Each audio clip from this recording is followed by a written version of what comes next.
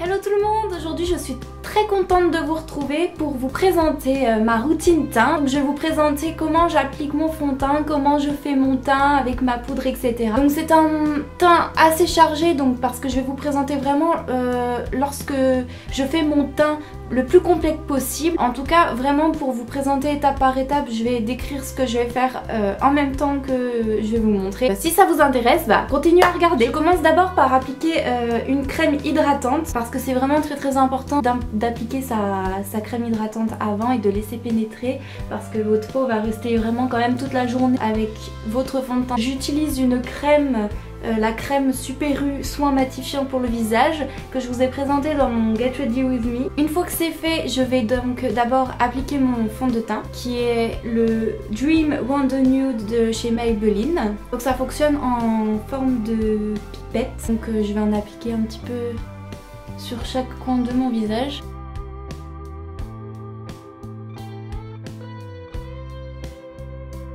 Et je vais également en appliquer sur les côtés, sur les fentes en fait, pour pouvoir faire fondre la matière en fait jusque dans mon cou, parce que j'ai, je sais pas si vous voyez, donc comme je vous ai expliqué dans ma revue de fond de teint de chez Rimmel, j'ai une espèce de démarcation entre le haut et le bas. Je sais pas si ça se verra à la caméra, mais en gros j'ai le cou beaucoup plus clair que mon visage à la base, et donc c'est très dur pour moi de trouver un fond de teint qui soit exactement la même couleur que mon cou, sans que je ressemble non plus à un cachet. Donc du coup là, comme il y a le soleil qui sort, j'ai pris une teinte un peu plus foncée avec ce fond de teint. Donc là je prends un pinceau plat à fond de teint, que c'est de la marque You Spicy, que j'ai commandé du coup sur Amazon.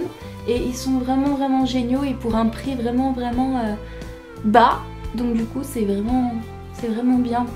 Ils sont vraiment de bonne qualité. Je vais bien fondre la fente ici pour éviter qu'il y ait une espèce de démarcation. Même dans le cou je descends un petit peu. Si vous aimez pas le fond de teint dans le cou, ce qui est un petit peu dans mon cas, je ne mets tout simplement pas de fond de teint. Parfois je viens seulement poudrer, mais pour aujourd'hui ce n'est pas le sujet de la vidéo.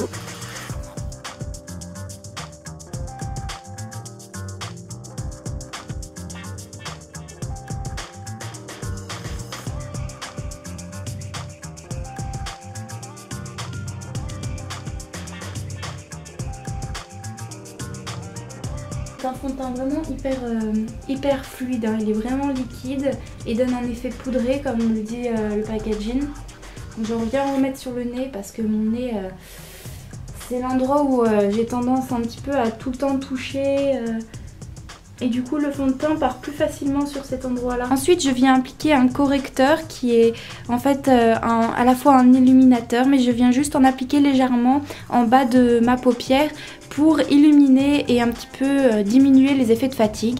Donc je viens en appliquer juste ici, mais vraiment légèrement parce que je veux pas que ça file dans les plis non plus. Et je déteste trop couvrir le bas de mes yeux, j'ai l'impression que ma peau ne respire plus. Enfin, après c'est chacun son impression. Donc je viens prendre une petite éponge qui est franchement pas top, en plus elle est super salissante celle-ci. C'est une petite éponge qui vient de chez Primark que j'avais acheté en attendant d'avoir le Beauty Blender parce que tout simplement j'avais d'autres priorités d'achat en attendant. Du coup en attendant j'applique ça juste pour, vous voyez ça illumine déjà. J'applique ça juste pour cet illuminateur ou les anti-cernes, mais je l'applique vraiment pas avec mon teint, déjà c'est trop petit et puis elle est vraiment pas assez molle je trouve, ça fait pas assez pénétrer la matière. Je trouve que pour cet usage là elle est plutôt pratique. Ensuite je viens poudrer la matière avec une poudre de chez Rimmel qui s'appelle la Stay Matte, donc qui est tout simplement super claire. Je viens l'appliquer avec un pinceau de chez Sephora.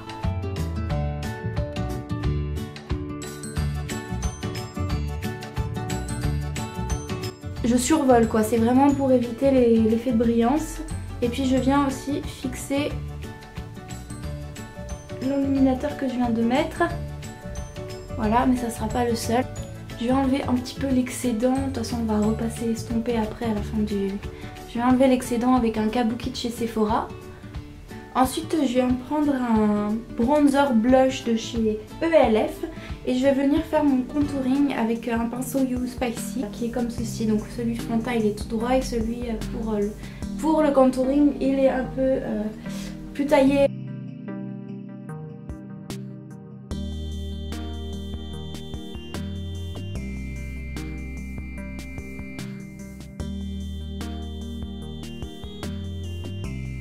Donc je vous reparlerai de la marque ELF parce que bon, niveau packaging c'est pas top hein.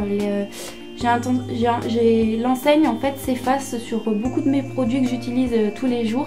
Donc ceux que je laisse chez moi ça va, mais ceux que j'emporte des fois dans ma trousse de maquillage vraiment se sont effacés. Je parle notamment des rouges à lèvres et des blushs, ça a été le cas. Du coup je vais vous en reparler dans une prochaine vidéo, je sais pas trop quand, mais je sais que ça fait un moment en plus que je vous avais fait un haul. Mais du coup là j'ai vraiment pour le coup eu le temps de les tester. Je remonte sur les tempes.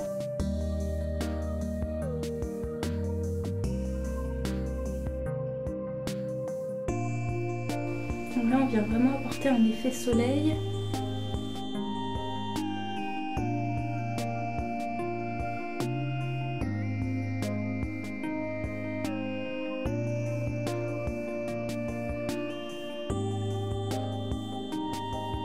On va venir appliquer le blush Candy Glow de chez Too Faced que j'adore vraiment parce que je viens de l'avoir tout simplement et puis parce que je l'utilise tous les jours.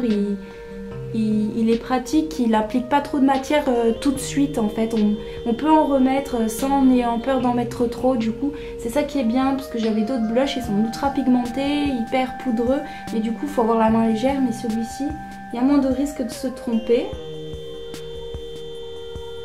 Et je trouve juste super beau, il fait vraiment un effet bonne mine. Et je viens l'appliquer du coup avec un pinceau de chez Yves Rocher pour blush.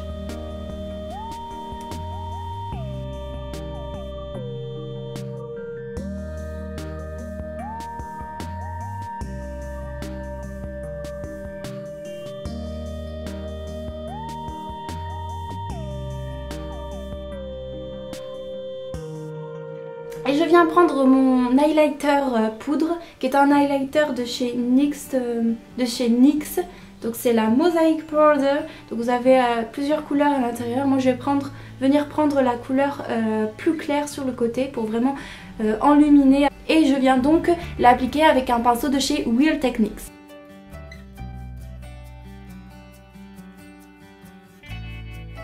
On voit tout de suite l'effet, j'aime beaucoup cette poudre.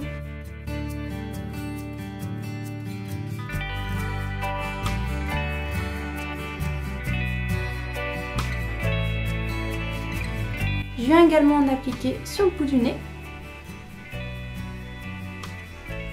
Et sur le haut de la lèvre pour donner un petit effet glowy qui est super beau. Et après je sais que cet endroit là pour moi ça reste pas longtemps, mais j'aime juste le faire en fait. Hop, et je vais en mettre également juste à la racine de mes sourcils, c'est-à-dire à la base vers le centre, pour donner un petit peu un effet glowy à cet endroit là et pour accrocher le regard des gens sur le make-up. Et j'en mets un petit peu sur le bas du menton.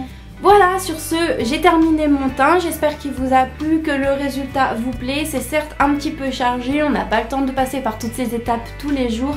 Mais c'est clair que je vais pas faire ce maquillage tous les jours pour les cours ou lorsque je commence à 6 h du matin.